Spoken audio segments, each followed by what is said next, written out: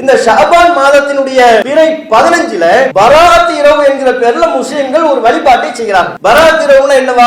அந்த நாள்ல நோன்பு வைப்பாங்க. பகல்ல இரவு நேரத்துல விசேஷமான தொழுகையில ஈடுபடுவார்கள். 3 யாசின் ஓதுவாங்க பள்ளிவாசல்ல. ஒவ்வொரு யாசினுக்கும் ஒரு காரணம். ஒரு யாசினை பாவங்கள் மன்னிக்கப்படுவதற்கு, இன்னொரு யாசின் ஆயுள் அதிகரிக்கப்படுவதற்கு, இன்னொரு யாசின் வாழ்வாதாரம் அதிகமாக வழங்கப்படுவதற்கு என்கிற காரணத்தை சொல்லி 3 யாசின் ஓதுறாங்க.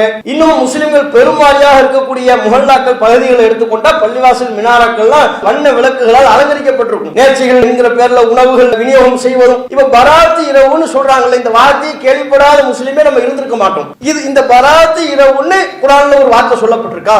மார்க்கம்னு நம்ம ஒண்ணு சொல்றதா இருந்தா குர்ஆன்ல தேடுவோம், அல்லது குர்ஆனுக்கு விளக்கம் வழங்குவதற்காக அல்லாஹ்வினால் அனுப்பப்பட்ட ரசூலுல்லாஹ் நமக்கு சொல்லி தந்திருக்காங்க. நபிகள் நாயகம் ஸல்லல்லாஹு அலைஹி வஸல்லம் அவங்க ஆதாரபூர்வமான ஒரு ஹதீஸ்லயாவது லைலத்துல் பராத் இரவு, ஷாபான் பிறை 15 தான் பராத் இரவு, அந்த பராத் இரவுல இன்னென்ன காரியத்தை நீங்க செய்யுங்கன்னு ரசூலுல்லாஹ் நமக்கு சொன்னாங்களா? பராத் இரவுங்கிற சொல்லாவது இருக்கா? அந்த சொல்லு கூட கிடையாது. அந்த சொல்லை கூட இவர்கள் எப்படி உருவாக்கினார்கள், எப்படி கண்டுபிடித்தார்கள் என்பது ஆச்சரியமா இருக்கிறது. கண் மூடி அப்படியே நம்பிக்கொண்டு செயல்படுகிற ஒரு போக்கு தான் அதுல வெளிப்படுகிறது ஒழிய, இப்படிப்பட்ட ஒரு இரவு குறித்து குர்ஆன்ல சொல்லப்பட்டிருக்கான்னு தேடி இருந்தாங்கன்னா, இப்படிப்பட்ட ஒரு இரவு குறித்து ரசூலுல்லாஹ்வுடைய ஹதீஸ்கள்ல இருக்கான்னு அன்றைக்கே ஆலிம்கள்லாம் தேடி மக்களை நல்வழிப்படுத்தி இருந்தாங்கன்னா, இந்த பராத் இரவு சம்பந்தப்பட்ட அனாச்சாரம் நம்ம சமுதாயத்திடம் இருந்து என்றைக்கும் காணாம போயிருக்கும்.